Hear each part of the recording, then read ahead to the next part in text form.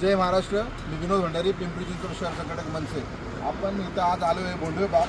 इथं बघा आरक्षित भूखंड आहे महानगरपालिकेचा हॉस्पिटलसाठी। आपण म्हणजे टाकून इथं हॉस्पिटलचा गेट आहे, हा गेट लावल्यामुळे काम चालू आहे। कुठल्याही प्रकारचा वॉचमॅन नाही, कोणता कॉन्ट्रॅक्टर हे काम करतोय ते माहीत नाही, त्यांनी कुठलंही काही लावलं नाही। इथं काही चोऱ्या झाले, काही झालं तर याला जबाबदार कोण?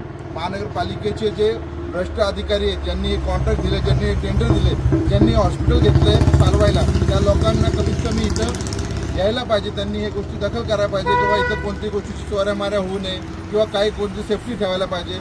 असं जर सोडलं, काही इथं गोष्टीची चोऱ्या माऱ्या झाल्या किंवा काही झालं तर याला जबाबदार कोण? मला महाराष्ट्र मनसेच्या वतीने हे महानगरपालिकेला, पिंपरी चिंचवड शहराच्या महानगरपालिकेला विचारणं आहे की असे याच्याला जबाबदार कोण आणि याची जबाबदारी घेणार कोण? महानगरपालिका एवढं टेंडर ज्यांनी दिलं असेल, या सिक्युरिटी ज्यांनी दिलं असेल, त्यांचं कर्तव्य आहे की आपण इथं दक्ष द्यायला पाहिजे आणि अशा गोष्टी इथं घडू नये। याच्यासाठी मी आपल्याला विनंती करतो की लवकरात लवकर याची दखल घेऊन आपण हे काम सुरू करावं आणि इथे एखादं सिक्युरिटी ठेवावा आणि या हॉस्पिटल जनतेसाठी लवकर ओपन करावं, असं मी विनंती करतो। जय हिंद, जय महाराष्ट्र।